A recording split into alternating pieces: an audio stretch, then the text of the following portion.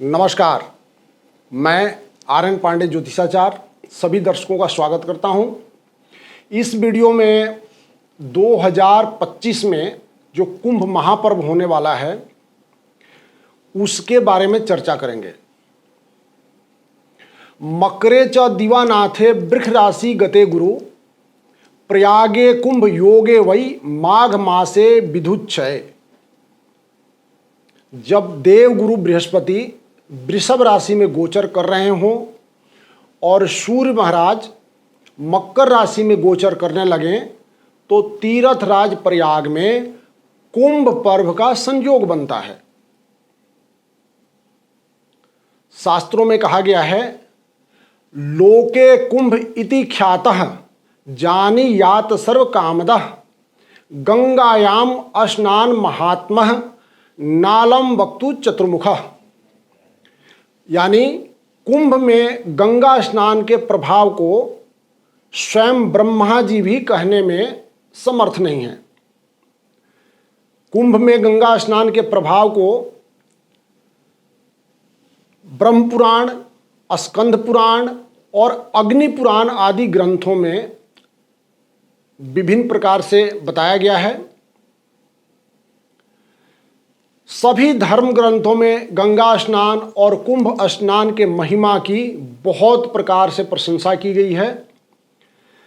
गंगा जी के महात्म्य के बारे में यहाँ तक कहा गया है कि जो गंगा रज या गंगा जल का स्पर्श कर लेता है या फिर मुख से सिर्फ गंगा शब्द का उच्चारण मात्र करता है तो गंगा मैया उसके सैकड़ों पापों को नष्ट कर देती हैं। अग्नि पुराण के अनुसार जो व्यक्ति सामान्य दिनों में भी गंगा स्नान करता है तो उसे गंगा मैया की कृपा से मुक्ति और भुक्ति दोनों की प्राप्ति होती है। कुंभ पर्व हिंदू धर्म का एक बहुत ही महत्वपूर्ण पर्व है जिसमें करोड़ों श्रद्धालु कुंभ पर्व स्थल पर स्नान करने जाते हैं। सर्वत्र सुलभा गंगा त्रिषु स्थानेषु दुर्लभा गंगा द्वारे प्रयागे च गंगा सागर संगमे। अर्थात गंगा सर्वत्र तो सुलभ हैं, आसानी से प्राप्त होती हैं, आप स्नान कर सकते हैं, परंतु गंगा द्वार प्रयाग और गंगा सागर के संगम में सर्वथा दुर्लभ मानी गई हैं। इन स्थानों पर स्नान करने से मनुष्य स्वर्गलोक को जाता है और जो यहाँ पे शरीर त्यागते हैं उनका पुनर्जन्म नहीं होता, अर्थात वे मुक्त हो जाते हैं, ऐसा वर्णन मिलता है। कुंभ पर्व के बारे में बात करें, यानी कुंभ पर्व क्यों मनाया जाता है, तो कुंभ पर्व के आयोजन को लेकर के 3 पौराणिक कथाएं प्रचलित हैं, जिसमें से सर्वाधिक प्रचलित कथा या मान्य कथा देव दानव के द्वारा समुद्र से अमृत कलश की प्राप्ति और उस अमृत कलश से गिरने वाली बूंदों को लेकर के है। पुराणों के अनुसार महर्षि दुर्वासा के श्राप के कारण जब इंद्र श्री विहीन हो गए अर्थात कमजोर हो गए, उस समय दैत्यों ने देवताओं पर आक्रमण कर दिया और उस युद्ध में देवताओं की हार हुई और दैत्य जो है इंद्र का इंद्रासन प्राप्त करके राजा बन गए। बड़ी विकट समस्या उत्पन्न हुई। इस समस्या का समाधान करने के लिए सभी देवता इकट्ठे होकर के विष्णु भगवान के शरण में गए। विष्णु भगवान को उन्होंने अपनी सारी समस्याएं, सारा वृत्तांत सुनाया तो विष्णु भगवान के आदेश के अनुसार देवता और दानवों में संधि हुई। उस संधि के उपरांत समुद्र मंथन करके समुद्र से अमृत निकालने का प्रायोजन शुरू किया गया। उस समुद्र मंथन से इरावत हाथी, उच्च श्रवा घोड़ा, कौस्तुभ मणि, लक्ष्मी, अलक्ष्मी, चंद्रमा, कालकूट विष। और उसी समय स्वयं धन्वंतरी भगवान अमृत का कलश लेकर के भी प्रकट हुए। जब धन्वंतरी भगवान अमृत का कलश लेकर के प्रकट हुए तो उस अमृत कलश को इंद्र का पुत्र जयंत लेकर के वहां से भागने लगा। उसको अमृत कलश लेकर के भागते हुए देख दैत्य गुरु शुक्राचार्य ने दानवों को आदेश दिया अमृत कलश उससे वापस लेकर के आए। जयंत क्योंकि कौवे के रूप में होता है, वो अमृत कलश लेकर के आकाश में उड़ गया और दैत्य गुरु शुक्राचार्य के आदेशानुसार दैत्यों ने अमृत कलश को वापस लेने के लिए जयंत का पीछा किया। दैत्यों ने जयंत को पकड़ लिया। उसके बाद अमृत कलश पर अधिकार जमाने के लिए देव दानव में लगातार 12 दिन तक युद्ध चलता रहा। इस परस्पर युद्ध के दौरान पृथ्वी के 4 स्थानों पर, पहला प्रयागराज, दूसरा हरिद्वार, तीसरा उज्जैन और चौथा नासिक में अमृत कलश से अमृत की कुछ बूंदें गिर गई। उस समय स्वयं चंद्रमा ने अमृत कलश को टूटने या गिरने से बचाया था। सूर्य देव ने भी कलश की रक्षा करी थी आवरण बन करके। देवगुरु बृहस्पति ने अमृत कलश को छिपाने से बचाया था और स्वयं शनि ने देवेंद्र के भय से अमृत कलश की रक्षा की थी। इस प्रकार 12 दिन के युद्ध समाप्त होने पर आपसी कलह शांत हुआ और भगवान विष्णु ने स्वयं मोहिनी स्वरूप धारण करके यथाधिकार सबको अमृत पिलाया। इस प्रकार देव दानव का युद्ध समाप्त हुआ। परंतु इस दौरान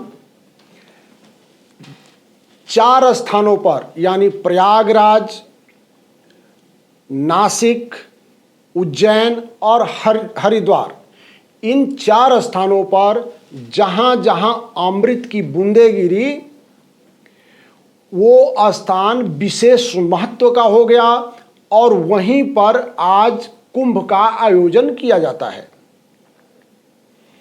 अब 2025 में लगने वाले कुंभ के तिथि के बारे में बात करें और जान लेते हैं कि कौन कौन सा दिन कुंभ स्नान के लिए श्रेष्ठ महत्व का दिन है। जैसे कि पहले ही बोला था, मकरे च दिवानाथे वृक्ष राशि गते गुरु प्रयागे कुंभ योगे वै माघ मासे विछुच्छय। यानी जब देव गुरु बृहस्पति वृक्ष राशि में गोचर कर रहे हों उसी दौरान भगवान भास्कर मकर राशि में गोचर करने लगे तो तीर्थ राज प्रयाग में कुंभ का आयोजन होता है। 2025 में देवगुरु बृहस्पति का वृषभ राशि में गोचर के दौरान दिन मंगलवार 14 जनवरी मकर संक्रांति यानी माघ कृष्ण प्रतिपदा से बुधवार 12 फरवरी 2025 तक यानी माघ शुक्ल पूर्णिमा तक सूर्यदेव मकर राशि में गोचर करेंगे और इस शुभ संयोग से तीर्थराज प्रयाग में कुंभ महापर्व का संयोग बनेगा और कुंभ का आयोजन होगा। अब कुंभ स्नान की तिथियों पर एक नजर डालते हैं कि कौन कौन सी तिथियां कुंभ स्नान के लिए सबसे श्रेष्ठ बनती हैं, जिससे आप पहले से ही अपना आयोजन बना सकें। तो पहली तिथि होगी 13 जनवरी 2025 सोमवार का दिन, यानी पौष पूर्णिमा से माघ मास का स्नान शुरू हो जाता है। तो पहली तिथि पौष पूर्णिमा की होगी 13 जनवरी 2025 सोमवार। दूसरी तिथि होगी 14 जनवरी 2025, यानी संक्रांति का दिन, जिसको खिचड़ी भी बोला जाता है। ये माघ मास के कृष्ण पक्ष का प्रतिपदा तिथि है। इस दिन प्रथम शाही स्नान होगा। तीसरी तिथि की बात करें तो तीसरी तिथि होगी 17 जनवरी 2025, शुक्रवार के दिन, यानी माघ कृष्ण पक्ष गणेश चतुर्थी का दिन। ये सामान्य स्नान का दिन है। गणेश चतुर्थी को तीसरा स्नान का तिथि माना जाएगा। चौथी तिथि 25 जनवरी 2025, शनिवार, माघ कृष्ण पक्ष षठतिला एकादशी का होगा। ये सामान्य स्नान की तिथि है, लेकिन बहुत ही महत्वपूर्ण की तिथि है। इस दिन माघ के एकादशी के दिन प्रयागराज में कुंभ का स्नान का संयोग बनेगा। पांचवें स्नान की बात करें तो 29 जनवरी 2025 बुधवार, माघ मास मौनी अमावस्या को पांचवा स्नान होगा और शाही स्नान के दृष्टि से ये दूसरा शाही स्नान माना जाएगा। अब छठे स्नान की बात करें तो छठी तिथि होगी 2 फरवरी 2025, रविवार का दिन होगा। माघ शुक्ल पक्ष पंचमी, यानी बसंत पंचमी का दिन होगा। ये तीसरा शाही स्नान होगा और स्नान के दृष्टि से देखेंगे तो ये छठा स्नान का तिथि है। शाही स्नान के तिथि के अनुसार तीसरा शाही स्नान। अगले तिथि की बात करें तो अगला तिथि होगा 4 फरवरी 2025, मंगलवार का दिन, माघ शुक्ल पक्ष भानु सप्तमी। ये सामान्य स्नान का दिन है और ये 7वां स्नान का तिथि बनता है। अगले स्नान का तिथि लिखें तो 8 फरवरी को बनेगा। 8 फरवरी 2025 शनिवार का दिन होगा। माघ शुक्ल पक्ष, ये जया एकादशी का दिन है, यानी जया एकादशी का व्रत होगा। ये सामान्य स्नान है और स्नान करने की ये 8वीं तिथि बनेगी। उसके बाद अगली तिथि 12 जनवरी 2025 बुधवार का दिन होगा। माघ पूर्णिमा होगा, सामान्य स्नान का दिन माना जाएगा। इसके बाद अगली तिथि 26 फरवरी 2025 बुधवार, फागुन मास की महाशिवरात्रि।